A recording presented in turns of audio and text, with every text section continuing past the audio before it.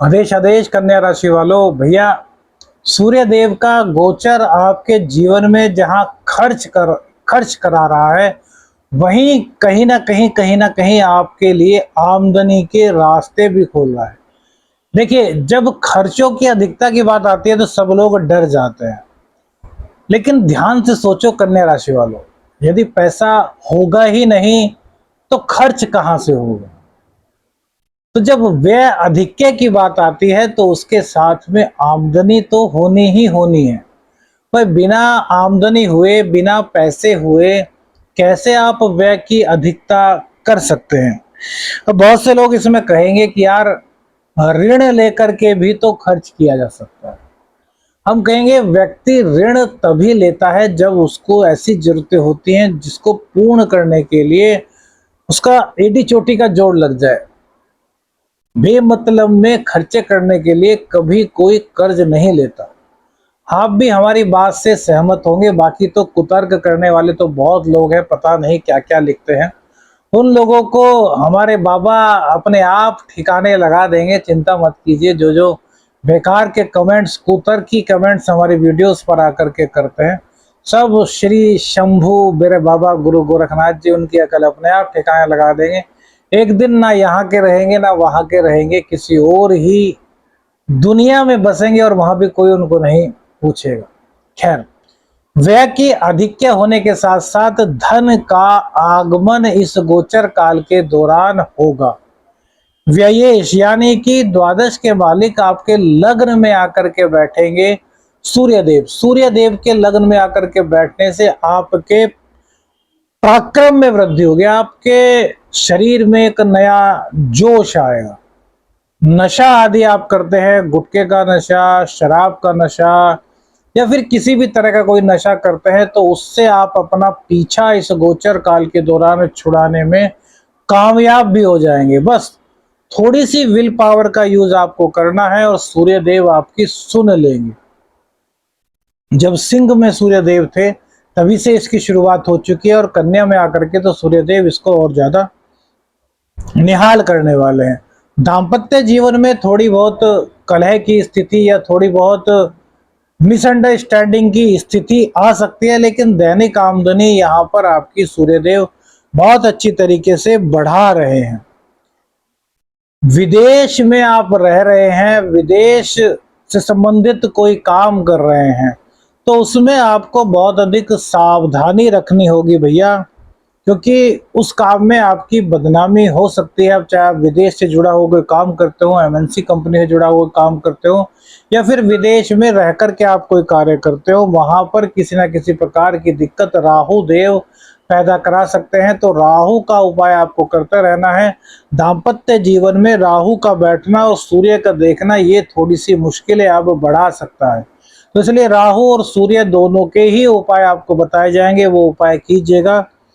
आदेश आदेश, मैं शाबरमन साधक प्रवीण आप सभी का हार्दिक स्वागत करता हूं। आज बात करेंगे सूर्य राशि परिवर्तन की। 17 सितंबर को सूर्यदेव अपनी वर्तमान सिंह राशि को छोड़ करके कन्या राशि में अर्थात युवराज की राशि में प्रवेश करेंगे। सूर्यदेव आपके द्वादशेश होते हैं, आपकी कुंडली में कारकत्व को प्राप्त नहीं होते। लेकिन कन्या राशि वाले ध्यान से सुनो, क्या आत्मा के बिना जीवन हो सकता है? सूर्य आत्मा के रियल कारक हैं, सूर्य पिता के रियल कारक हैं। अब आपके लग्न में वो कारक नहीं है, वो बात अलग है, लेकिन प्रत्येक व्यक्ति के लिए सूर्य कारक होते हैं। सूर्य तो हड्डियों का निर्माण किससे होता है? सूर्य की कमी हो जाए सूर्य तत्व की तो हड्डियां चढ़चढ़ाने लगती हैं, टूट जाती हैं, जुड़ नहीं पाती। तो आप इसको अन्यथा मत लें कि यार सूर्य तो हमारे कारकत्व ही नहीं है, तो हम सूर्य का क्यों माने या सूर्य का राशिफल क्यों सुने या सूर्य के उपाय क्यों करें। क्यों करेगा? पहला उत्तर, सूर्यदेव आपके पिता के कारक हैं। सूर्य को परेशानी होगी तो पिता को परेशानी होगी। आपकी आत्मा के कारक हैं। आत्मा को दूषित कर लोगे यदि सूर्य को नहीं समझ पाए। सूर्यदेव ज्ञान के कारक हैं, पंचमेश है। संतान के कारक भी सूर्यदेव है, पंचमेश है काल पुरुष की कुंडली में। तो सूर्य की बहुत अधिक महत्ता है और सूर्यदेव यानी कि द्वादशेश आपके लग्न में आ गए हैं। तो द्वादशेष का लग्न में आकर के बैठना आपकी इनकम में अभिवृद्धि करता है, लेकिन इसी के साथ साथ यह भी बता रहा है कि खर्चों की अधिकता होगी। अब जब आमदनी होगी तो खर्चों की अधिकता होने से हमें कोई दिक्कत नहीं, अपने ऊपर खर्च कर लेंगे तो कोई दिक्कत नहीं। पैसा है तो भैया खर्च हो रहा है, नहीं होता तो कहाँ से खर्च कर पाते। इसलिए पैसे के मामले में इस गोचर काल में कहीं कोई कमी नहीं आ रही। कमी इस गोचर काल के दौरान कहाँ आएगी? देखिए, इस गोचर को बहुत गंभीरता से सुनिएगा। ये बड़ा ही अलग सा ऊट पटांग सा गोचर है। क्यों ऊट पटांग सा गोचर है? क्योंकि मंगल के साथ साथ गुरु की दृष्टि सूर्य पर है, शनि से सूर्य का षडाष्टक योग बन रहा है, और सीधी राहु की दृष्टि भी सूर्य पर है। तो ग्रहण दोष और षडाष्टक योग, दो दो खतरनाक योग बने। वही मंगल और गुरु की दृष्टि ने शुभत्व भी इनको दिया। तो कई चीजों में परेशानी, कई चीजों में लाभ। तो इसलिए हमने कहा कि उलझनों भरा गोचर है। पॉइंट टू पॉइंट आपको समझा रहे हैं, इसको अच्छे से समझिएगा और जो उपाय बताएंगे वो उपाय जरूर कीजिएगा। कन्या राशि वालों मित्रों, सूर्य देव पर राहु की दृष्टि आने का मतलब है कि कहीं ना कहीं आपके पिता की तबीयत नासाज हो सकती है, आपके माता जी की तबीयत नासाज हो सकती है। दोनों में से यदि कोई भी हार्ट का पेशेंट है तो उनकी दिक्कतें बढ़ सकती हैं। बीपी और किडनी की उनको दिक्कतें हैं तो दिक्कतें उनकी बढ़ सकती हैं। तो आपको क्या करना है? आपको उनका ध्यान रखना है। छोटी मोटी कोई परेशानी, दिक्कत उनको होते हुए दिखती है तो तुरंत डॉक्टर से संपर्क कीजिए, उनका उपचार कराइए, जिससे कि वो बीमारी बढ़ने ना पाए, है ना भाई। जब हम स्टार्टिंग में ही किसी चीज को काट देंगे, समस्या उगी और उगते ही हमने उस समस्या को काट दिया तो वो बढ़ नहीं पाएगी ना। तो हमें समस्या को, परेशानी को, रोग को बढ़ने नहीं देना, तुरंत वहीं पर उस पर अटैक करना है और रोग को समाप्त कर देना है। सूर्यदेव आपके लग्न में आएंगे तो आपके व्यक्तित्व में निखार आएगा, ज्ञान आपके अंदर आएगा, आपका व्यक्तित्व ओजवान हो जाएगा। आपसे जो लोग मिलेंगे वो आपके ओज को देख करके आपसे प्रभावित होंगे। आप जहां जाएंगे वहां प्रकाश उत्पन्न करेंगे। प्रकाश उत्पन्न करने से मतलब है कि जो भी आपके अंदर ज्ञान है उसको आप अन्य लोगों के साथ बांटेंगे। हाँ, एक चीज इस गोचर काल के दौरान जरूर रहेगी कि आप चाहें या ना चाहें, लोगों को ऐसा लगेगा कि आप अभिमानी से हो गए हैं। वो क्यों? क्योंकि सूर्यदेव जब लग्न में बैठते हैं तो व्यक्ति को कहीं ना कहीं अभिमानी बना ही देते हैं। तो हमारी हाथ जोड़ करके आपसे विनती है कि यदि अनजाने में बन रहे हैं तो सूर्यदेव जाने, जानबूझ करके कहीं भी अभिमानी बनने का प्रयास मत कीजिए। स्वाभिमानी बनिए, अपनी इज्जत को ठेस ना आए ऐसा स्वाभिमानी होना चाहिए, लेकिन किसी की इज्जत को ठेस पहुंचा दे ऐसा अभिमानी कभी नहीं होना चाहिए। लग्न में सूर्यदेव बैठे, वहां पर राहु की दृष्टि पड़ी तो अचानक से धन लाभ की स्थिति बनी, लेकिन वो व्यय यानी कि कर्जा जो था उसमें चुक जाएगा। व्यय अधिक होगा, खर्चा भी चुकेगा, आमदनी भी होगी। लगा लीजिए किस तरीके से गोचर बन रहा है। आमदनी किस प्रकार से होगी कि सप्तम पर राहु की दृष्टि सूर्य की दृष्टि पड़ेगी तो दैनिक आमदनी में आपकी इजाफा होगा, लेकिन सावधान, दाम्पत्य जीवन में दिक्कतें इस गोचर काल के दौरान बढ़ सकती हैं, क्योंकि सूर्य अपने पूर्ण बल के साथ रहेंगे। मंगल की दृष्टि रहेगी, गुरु की दृष्टि उन पर रहेगी, राहु उनको ग्रसित करेंगे। और सप्तम भाव में बैठ करके राहु पहले से ही सप्तम भाव को डैमेज कर रहे हैं। पति पत्नी में कलह, पति पत्नी का छूट छुटावा, या मतलब पति पत्नी में कन्या राशि वालों की काफी दिक्कतें चल रही हैं, या आप सभी लोग जानते हैं। दाम्पत्य जीवन आपका अभी भली प्रकार से चलना शुरू नहीं हुआ, और इसके लिए आपको पूर्ण रूप से आपका ये अच्छा हो, इसके लिए आपको 2025 में मई जून तक इंतजार करना पड़ेगा। उसके बाद आपके दाम्पत्य जीवन की दिक्कतें समाप्त हो जाएंगी। अब यहां पर दैनिक आमदनी सूर्यदेव ने बढ़ाई, पार्टनरशिप में कोई व्यापार है उसको बढ़ाया, लेकिन गफलत वहां भी पैदा होगी। हो सकता है या तो आपके मन में या आपके पार्टनर के मन में आपके प्रति गलतफहमी आ जाए कि यार ये ज्यादा कमा रहा है, मुझको कम दे रहा है। इसका शेयर ज्यादा हो रहा है, मेरा शेयर बहुत कम है, पैसे हम दोनों ने मिलकर के लगाए थे। तो ये राहु भ्रमजाल पैदा करेगा। क्यों? क्योंकि सूर्य का प्रकाश वहां पड़ेगा और राहु को बर्दाश्त नहीं कि सूर्य का प्रकाश वहां तक पहुंचे। तो राहु उस प्रकाश को ग्रसित करेगा। उस प्रकाश को ग्रसित करने के लिए वो अपना मायाजाल बनाएगा, धुआं फेंकेगा, और उस धुएं के कारण पति और पत्नी के बीच में जहां गलतफहमियां बढ़ेंगी, वहीं जो बिजनेस पार्टनर है उनके बीच में भी गलतफहमियां बढ़ने का चांस दिखाई देता है। तो राहु को कंट्रोल करना बहुत जरूरी है। राहु को कैसे कंट्रोल करें, इसका उपाय आपको बताएंगे, इससे आप बिल्कुल भी मत घबराइए।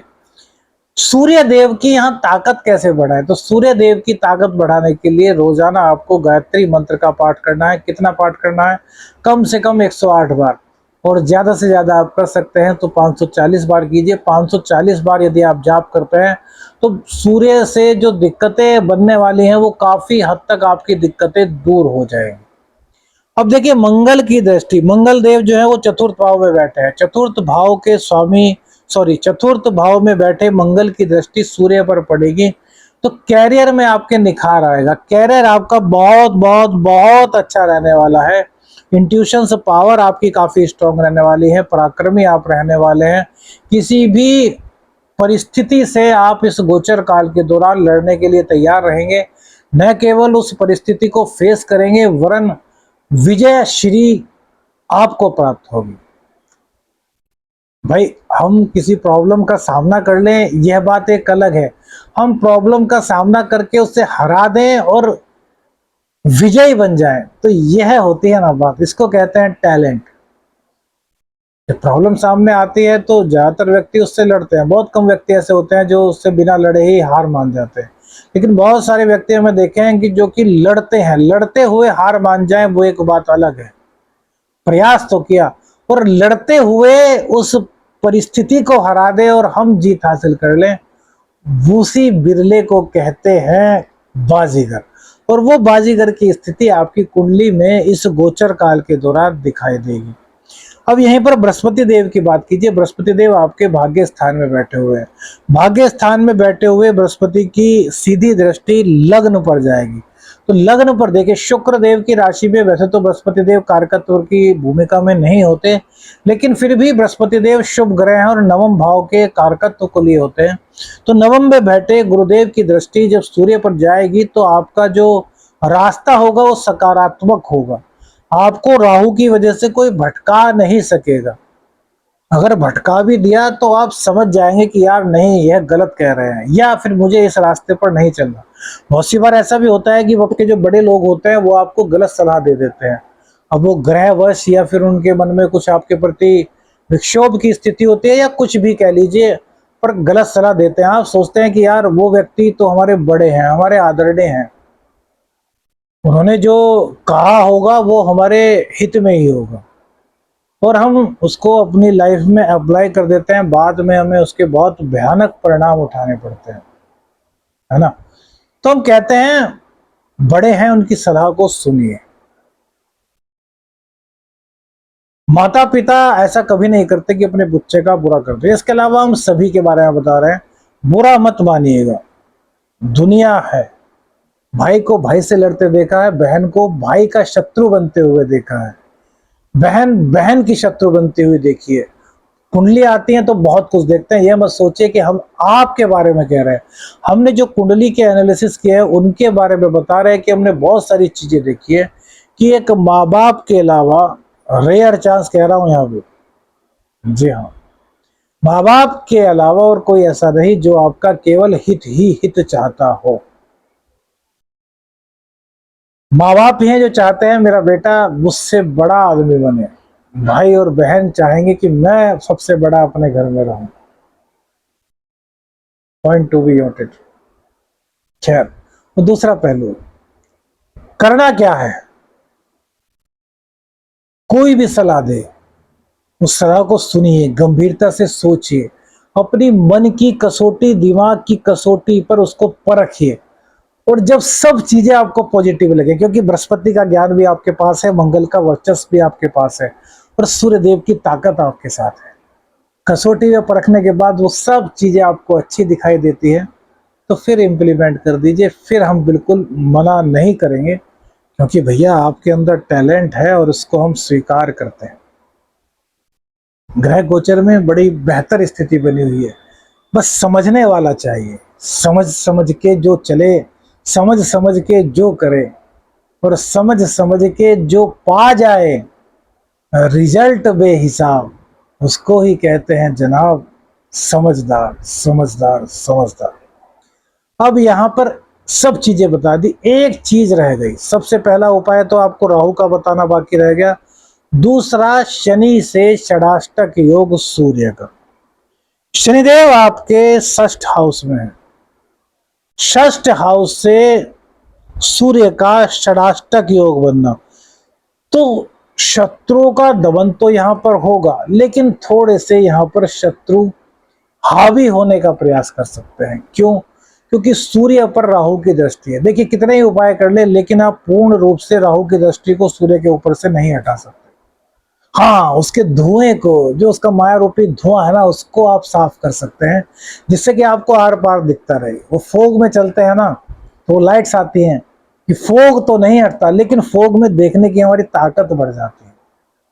तो वही ताकत आपको आज उपाय के द्वारा से देने वाले हैं। तो पहला उपाय शनि का। क्या उपाय करना है शनि का? भैया सफाई कर्मचारी को शनिवार को कोई भी टॉयलेट क्लीनर शाम के समय आपको देना है। इससे षडाष्टक योग में कमी आएगी, सूर्य पर शनि का प्रभाव ज्यादा नहीं पड़ेगा। दूसरा उपाय, यदि आप सामर्थ्यवान हैं तो सिद्ध की हुई एक चांदी की छोटी चैन अपने गले में धारण कर लीजिए। जिन स्त्रियों को, जिन पुरुषों को दाम्पत्य जीवन में बहुत अधिक समस्याओं का सामना करना पड़ रहा है, वो चांदी की चैन को सिद्ध करा करके, मंत्रों द्वारा अनुष्ठान होते हैं, अनुष्ठान के द्वारा हम उनको सिद्ध करते हैं, वो सिद्ध करा करके अपने गले में आप यदि धारण करते हैं तो दाम्पत्य की आपकी 70 to 80% प्रॉब्लम से दूर हो जाएंगी भैया। दूसरा उपाय, बृहस्पतिवार को टॉयलेट क्लीनर कोई भी नीले रंग का ले लीजिए, उस पर सेलो टेप से 1 रुपया चिपका दीजिए, 1 रुपए का सिक्का, और शाम के टाइम यानी कि लगभग 7 बजे के करीब सफाई कर्मचारी को उस टॉयलेट क्लीनर को आप दे दीजिए। इससे राहु का बैलेंस हो जाएगा, शनि देव की कृपा आप पर बनेगी, और सूर्य देव की मजबूती के लिए, सूर्य देव को मनाने के लिए, सूर्य देव की पॉजिटिविटी प्राप्त करने के लिए, सूर्य देव का आशीर्वाद, सूर्य देव की प्रीति प्रदान प्राप्त करने के लिए सूर्य देव को अर्घ दें और गायत्री का 108 बार कम से कम और रोजाना जाप करें। यह तो अपने जीवन का अभिन्न हिस्सा बना लीजिए, क्योंकि गायत्री के पाठ करने से हमारे जाने अनजाने में हुए पाप भी नष्ट होते हैं। वीडियो अच्छी लगी तो लाइक और शेयर कीजिएगा, चैनल पर नए हैं तो चैनल को सब्सक्राइब कीजिएगा। और भैया कुंडली का एनालिसिस कराना चाहते हैं तो स्क्रीन पर जो नंबर आ रहा है इस पर व्हाट्सएप मैसेज कीजिएगा, कॉल मत कीजिएगा। आदेश आदेश चालक निरंजन, हर हर